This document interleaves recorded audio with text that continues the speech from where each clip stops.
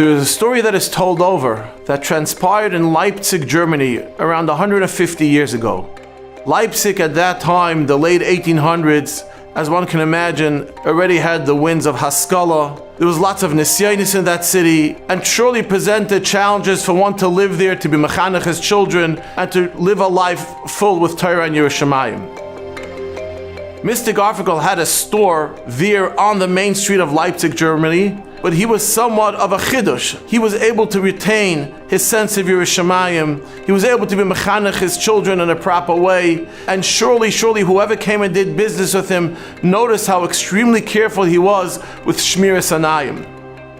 Leipzig at that time was the center. There were many fairs, many trade shows there. So different Yidden used to come to Leipzig. And whenever they needed an island of Kedusha, they would come into Mr. Garfinkel's store and they would be able to feel the Kedusha and the Yerushalayim that was in this simple Yid store.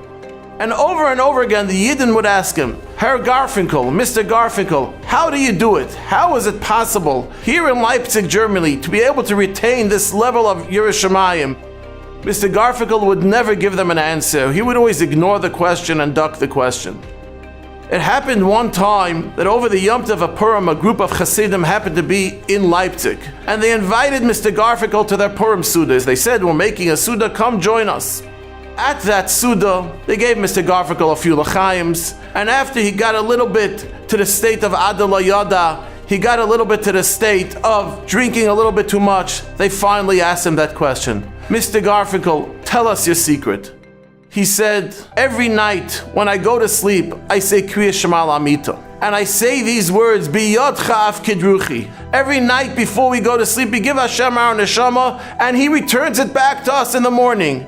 And I speak to Hashem like a loving father. I tell Him, Liber Tata, beloved Tata, if you know that tomorrow I will be able to withstand the nisyonis, I will be able to be proper in my Torah and mitzvahs and Yerushalayim, then do me a favor, give my neshama back to me.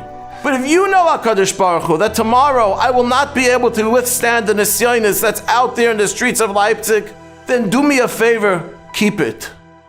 When hearing these words, the Chassidim started crying. And they came back to the Rebbe, to the Heilige Lechevich, and he said, there's a Yid in Germany that the entire world stands on his schus. The world stands on his schus by having this conversation with HaKadosh Baruch Hu. True, there are many nisyonis out there on the street, and we're constantly trying to withstand the nisyonis. One of the greatest eitzes is the eitz of Mr. Garfinkel. Speak to HaKadosh Baruch Hu like a loving father. Talk to HaKadosh Baruch Hu, Liber Tata, help me with the nisyonis of the street. Help me be able to withstand. Help me being able to be strong.